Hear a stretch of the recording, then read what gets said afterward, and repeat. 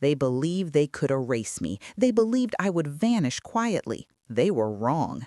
In the silence of that house, I began to plan my return, one that would leave them speechless. 3 weeks earlier, the house had felt warm and familiar. The walls carried decades of memories, the scent of old books and polished wood a comforting backdrop to the quiet hum of daily life. I had spent years building this home, not just the rooms and furniture, but the love and care that made it a sanctuary. Every corner held laughter, quiet conversations, and the occasional argument that ended in hugs and understanding. I had believed that the foundation I had laid, both in stone and in heart, would be respected by those I loved most. But love, I learned, does not always protect you from betrayal. It started with small things. I noticed the way my son would avoid eye contact when he thought I wasn't looking. A stack of documents left on the counter that wasn't there before. A subtle change in his tone when speaking about the estate. I tried to dismiss it at first, telling myself that perhaps it was my imagination. But when I found the first notice of the bank account transfer, I realized that I had been dangerously naive. They were systematically removing me from my own home, my own life. Everything I had worked for, every memory carefully preserved, was at risk of being stripped away. The air in the house suddenly felt heavy, almost suffocating.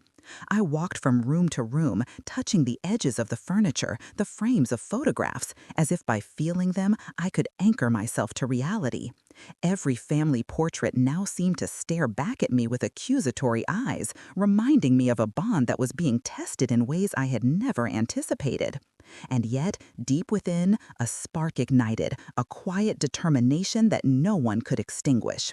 I began to observe them carefully, noting patterns, habits, and weaknesses.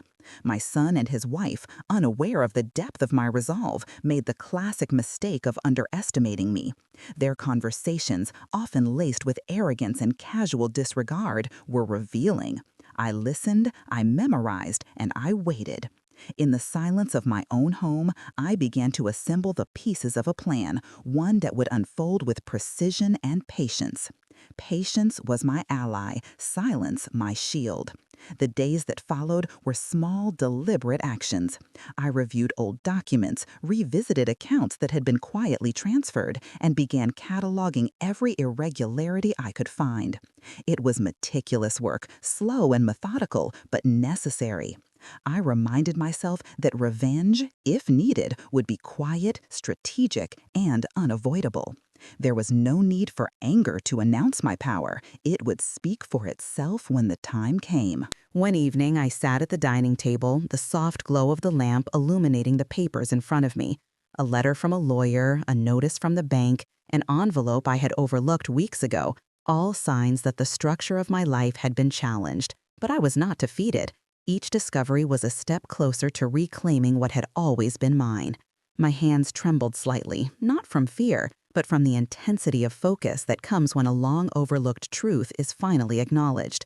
I remembered the words my own mother once told me, "Strength is quiet. It does not shout, but it moves mountains." That thought anchored me.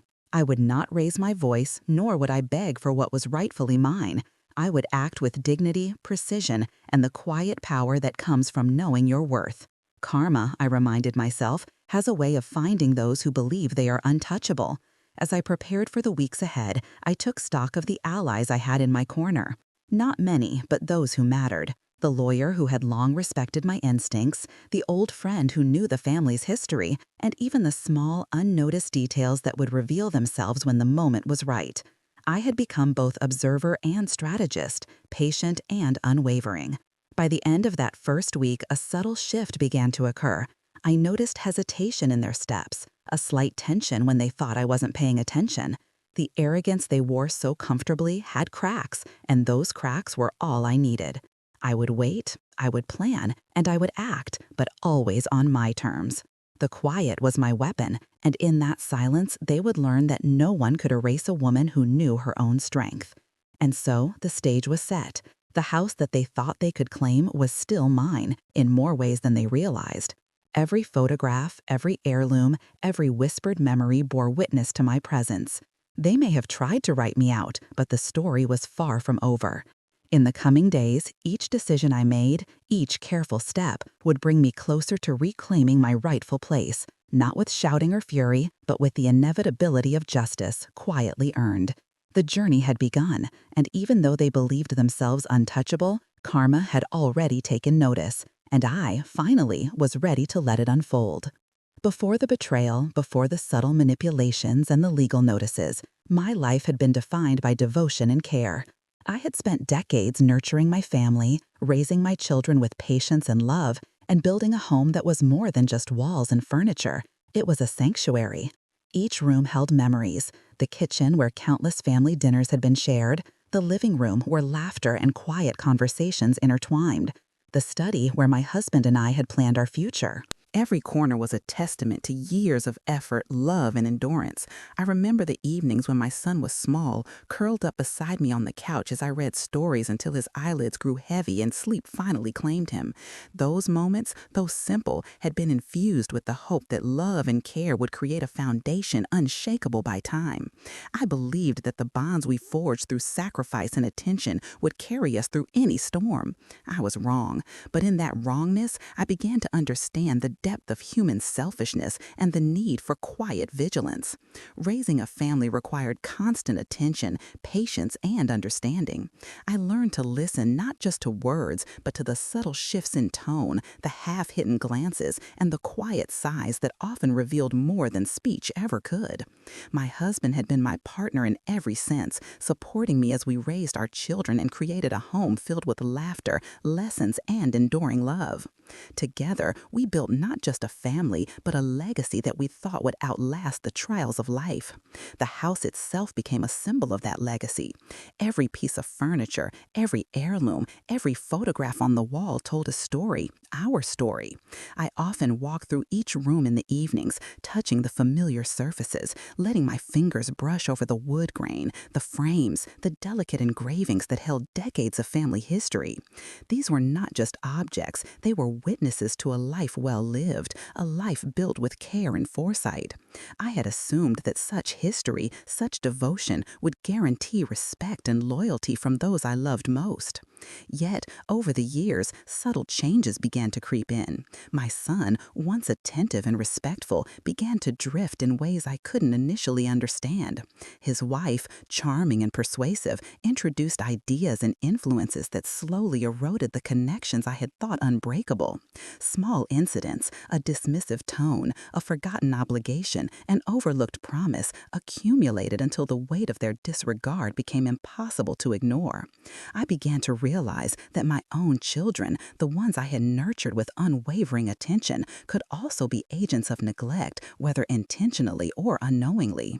I reflected often on my own parents, the lessons they had instilled in me, and the ways I had tried to pass them on. Respect, patience, endurance, and the quiet strength to stand firm even when tested, these were the tools I had relied on to guide my life. Yet, life has a way of testing those tools in ways you never anticipate. The very foundation I had built, the love and attention I had invested, now stood at risk of being dismantled by those I had trusted implicitly. In those quiet moments of reflection, I also recalled the moments of joy that had defined my family. Birthdays, graduations, late-night conversations about hopes and dreams, the small acts of kindness exchanged between parents and children. These memories became my anchor. They reminded me of who I was, of the life I had built, and of the dignity I was determined to maintain. No document, no legal maneuver, no act of betrayal could erase the years of love and care that had shaped our home and our lives. It was in this reflection that I found clarity. Understanding the depth of my own investment in the family and the home, I realized that the fight ahead would not be about anger or revenge. It would be about justice, about reclaiming what had been quietly taken from me. Patience, observation, and strategy would be my allies. The lessons of decades of life, endurance, and wisdom were my weapons. I was ready to act, not with haste, but with precision. The backstory, the foundation of my life and family, was not just a memory. It was the basis for the strength I would need in the coming days. Every lesson learned, every sacrifice made, every quiet moment of care became part of the armor that would shield me as I faced the looming challenge. Betrayal may have knocked at the door, but it would not enter without consequence.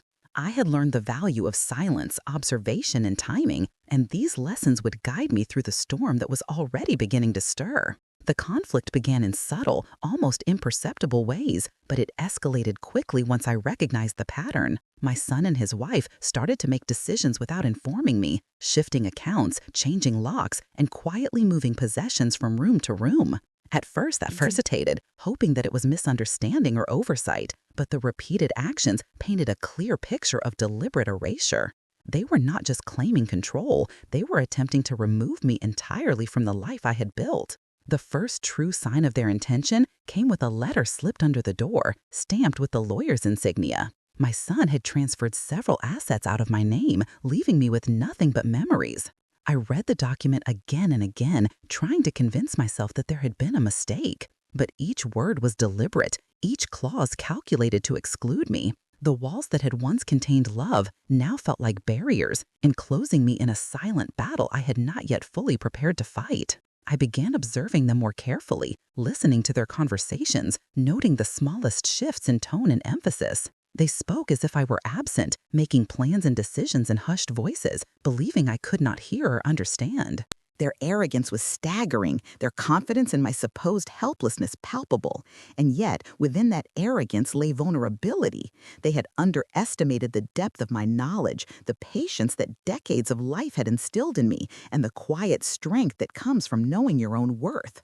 Documents were my first battleground. I reviewed every piece of paper, cross-referencing account numbers, signatures, and dates. It was tedious work, each discovery requiring careful attention and reflection. Yet, with each discrepancy I found, a sense of empowerment grew within me. They had believed in speed and secrecy. I relied on precision and foresight. The slow unraveling of their plan had begun, though they remained blissfully unaware. One evening, I confronted the first subtle proof of forgery, a document altered to misrepresent my consent. I did not shout, nor did I immediately accuse. I simply noted the irregularity, keeping a meticulous record of each finding. It became clear that their plan depended on my inaction, on the assumption that I would be silenced by shock and disbelief. Instead, I was galvanized. Every action I took, every observation I recorded, became part of the blueprint for reclaiming control. The tension in the house was palpable, though they did not realize it. Small signs betrayed their unease. A hesitant glance when I entered a room, a flinch at the sound of my footsteps, the subtle faltering of words when they thought I was elsewhere. They had created cracks in their armor through arrogance and haste, and I had begun to notice. My son's overconfidence, his wife's overzealous attempts to dominate were my allies in disguise. I started to reach out quietly to those who could assist me. My lawyer, long accustomed to my calm reasoning, became a trusted partner in analyzing the irregularities.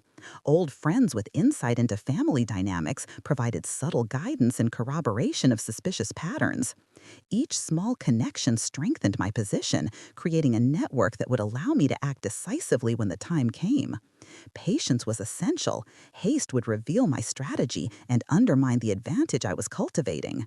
As the days passed, the household became a stage of silent battles. They moved, I observed. They assumed, I recorded. Their confidence began to erode subtly, though they remained blind to the cause. I did not need to confront them openly. The truth would rise on its own, as relentless as the tide.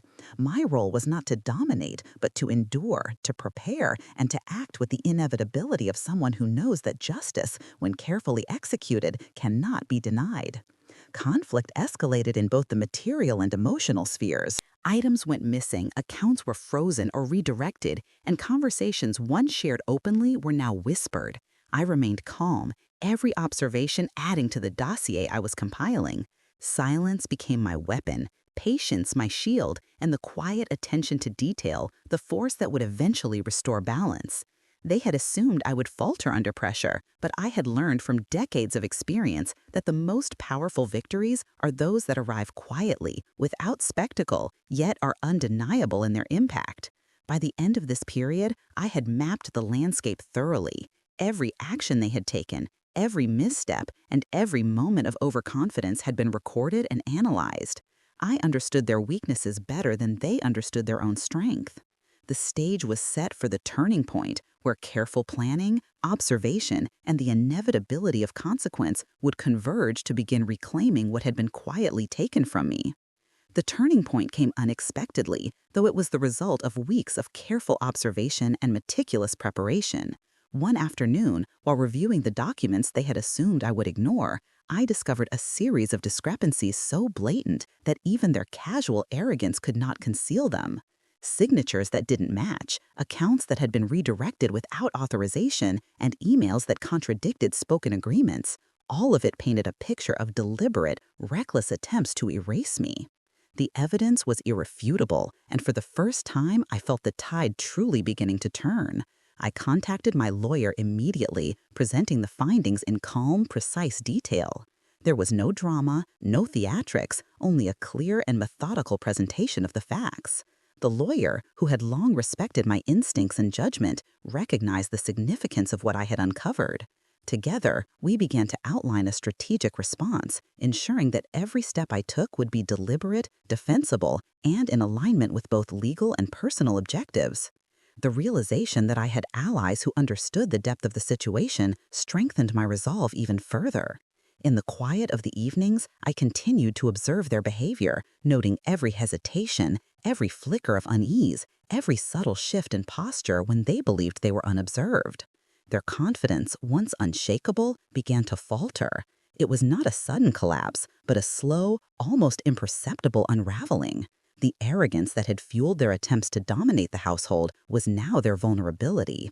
And in that vulnerability, I saw opportunity, an opening to reclaim what had always been mine, not with confrontation, but with inevitability.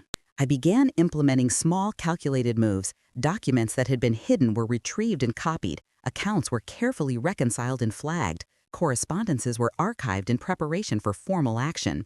Each step was designed to build a foundation so solid that any attempt to challenge it would crumble. I did not need to provoke them. The evidence itself would speak volumes when the time was right. My role was patience, strategy, and steadfast endurance. There were moments of doubt, of course. The weight of betrayal, the fear of escalation, and the uncertainty of timing pressed against me. But each time I considered retreating, I reminded myself of the life I had built and the dignity I had earned. Justice was not about anger. It was about restoring balance, reclaiming what was rightfully mine, and demonstrating the quiet, unassailable power of persistence.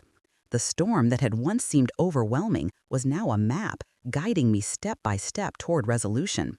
As the plan solidified, I began to feel the subtle shift in the household atmosphere. My son's gestures, once confident, became hesitant. His wife's assertions faltered when met with my composed presence. Small mistakes crept into their routines, miscommunications, overlooked details, and momentary lapses in the control they had assumed was absolute. Each error was a testament to the inevitability of consequence, a reminder that the carefully cultivated facade of dominance could not withstand careful scrutiny and persistent observation. By the end of this turning point, I had moved from reactive observation to proactive strategy. Every piece of evidence had been cataloged, every irregularity noted, and every ally consulted. The house that they had tried to claim through arrogance and manipulation was in reality still mine. I had transformed the fear and uncertainty of betrayal into a meticulous plan for restoration, and the first steps toward reclaiming my rightful place had already been set in motion. The momentum had shifted, and the path toward justice was clear, deliberate, and unassailable. The day of reckoning arrived with quiet formality. We did not stage a spectacle. I refused to give their cruelty the satisfaction of drama. Instead, we moved with calm precision, presenting the evidence in a room where facts mattered more than loud accusations. My lawyer had arranged a meeting with the banking officials and a mediator. We had copies of every altered document, a record of every transaction, and sworn statements from those who had seen the discrepancies. The room smelled of coffee and paper. It felt like the place where truth could finally be weighed. When the bank representative opened the folder and saw the signatures and altered dates, his face turned from polite to concerned. He asked questions I had already anticipated. My lawyer answered with measured clarity. We walked them through the timeline, showing how small transfers had been made, how accounts had been redirected, and which signatures bore the faint tremor of forgery. I watched my son as the details unfolded. He had shifted from confident to pale. His hands betrayed him with subtle trembles. He tried at first to speak on their behalf, to dismiss our concerns, but the paper did not lie. Evidence has a way of silencing bravado. The more we revealed, the more the certainty of their plan unraveled. An old neighbor who had been suspicious of unusual activity provided a statement about deliveries and strange late-night visits. A clerk at the bank confirmed that certain forms had been signed without my explicit authorization. Each piece of corroboration was a stitch pulling the fabric of deceit apart. They had banked on speed and assumed that surprise would secure their gains. Instead, surprise met scrutiny. My son attempted to explain, to offer half-truths wrapped in excuses. He said it had been easier for everyone this way, that decisions had been made for the good of the family, that he had only wanted stability. His words sounded small in the room. The mediator asked concise questions, and the weight of the documented facts made every answer thinner. I noticed his wife pulling at her sleeve, her composed facade crumbling into shaky admissions. Pride had been their engine, humility became their undoing. We did not seek ruin for them. My intention was never to destroy my family. I wanted recognition of what had been taken and a restoration of what was rightfully mine. I wanted my dignity acknowledged. During a quiet break, I stepped outside into the courtyard and breathed deeply. The sunlight felt like a benediction. I thought of the years I had given to my children, the nights of worry and joy, the small acts of love that had shaped lives. Justice in this moment would be a restoration of balance, not a celebration of pain. The bank offered to reverse transactions that clearly showed forgery or lack of authorization. They proposed a mediated resolution to avoid protracted conflict. It was not perfect, but it acknowledged wrongdoing and provided a path to repair. I accepted because acceptance now meant reclaiming the life that had been fractured. My lawyer negotiated terms that returned control of certain accounts and recognized my authority over the house. It also included formal apologies and a commitment to correct paperwork that had been tampered with. The words on the agreement were precise and restorative. They read like a correction written back into my story. The aftermath of that meeting was delicate.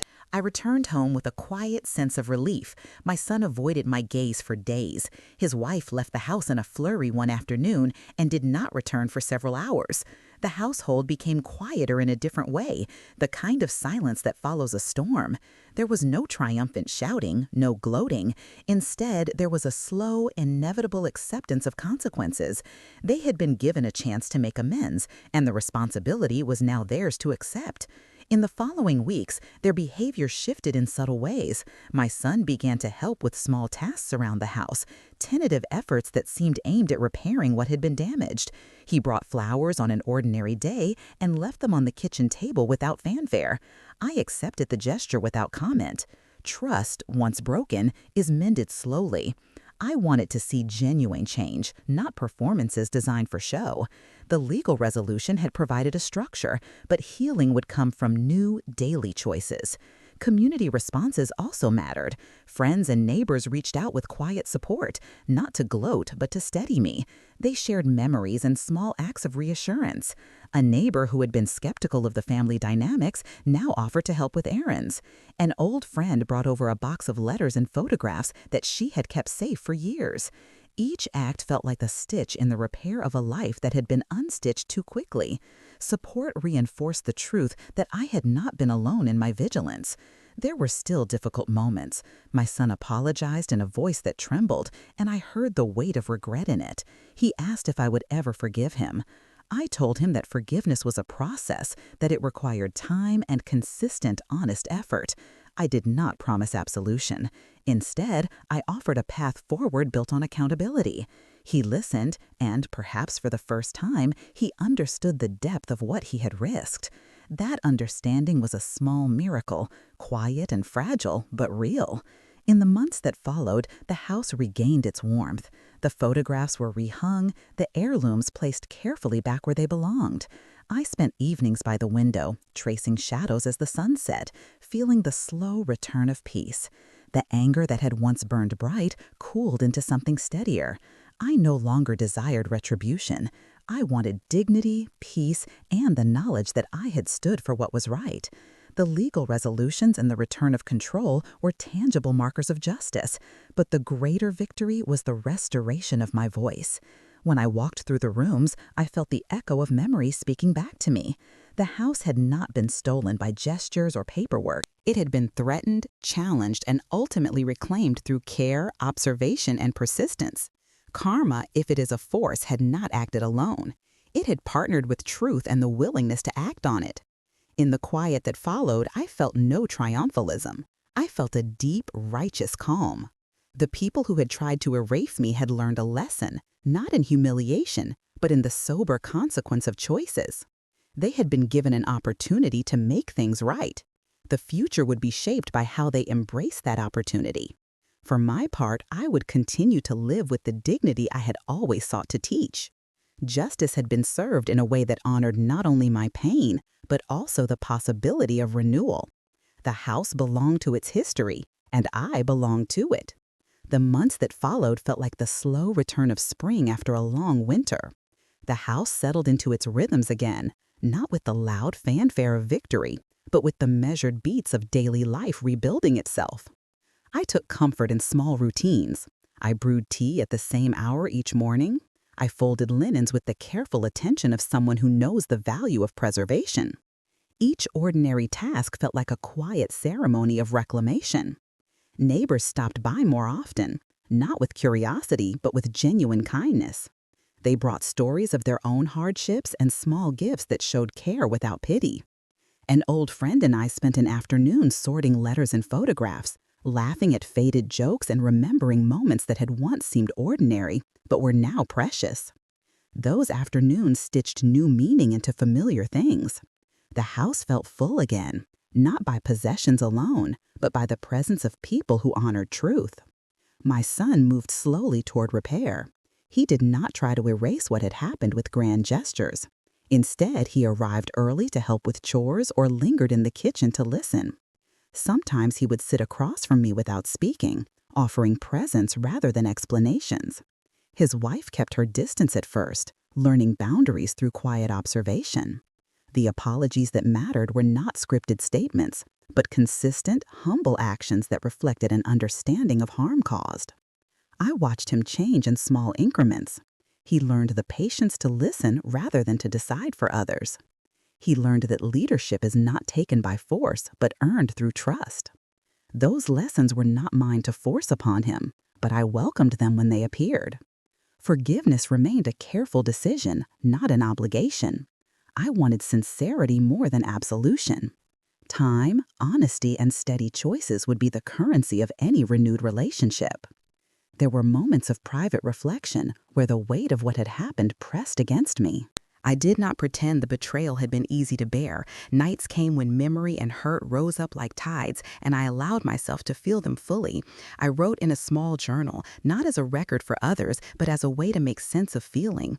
Writing was a private act of clarity. It turned confusion into narrative and pain into language that could be held and understood. Community support became a quiet fortress. The neighbor who had once seen strange late-night activity offered to help with errands without mention of the past. A granddaughter, who had been too young to understand the legalities, learned the value of listening and honoring elders. These small acts of solidarity created a network that made daily life lighter and more purposeful. I felt less alone, and that made courage easier to sustain. I also took time to revisit old projects that had been shelved during the turmoil. I planted bulbs in the garden I had always meant to tend. Each new shoot in the soil felt like a promise, a reminder that life continues to grow when tended with care. I repaired the old rocking chair in the study, sanding and oiling it until the wood gleamed with the kind of warmth only patience can create. These acts were not grand statements. They were simple affirmations that life and legacy are preserved through tending. When friends asked what I had learned, I told them that dignity is not a prize won in public, but a quiet practice lived in private. I said that strength often looks like patience, and that justice can be gentle and firm at once. I did not glamorize the hurt.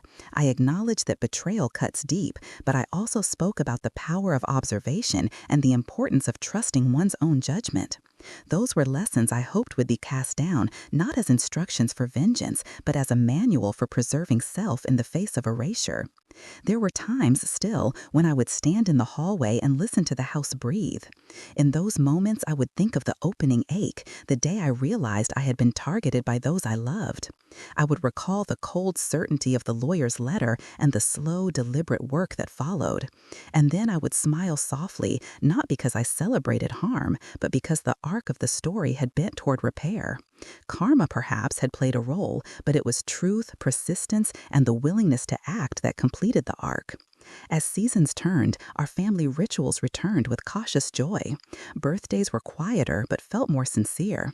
Conversations included a new depth, a willingness to admit mistakes and to listen. My son began to ask about my childhood more often, genuinely curious rather than defensive. Those moments of connection were fragile, and I cherished them. They reminded me that people can change when faced with their own choices and that healing is possible when it is chosen daily.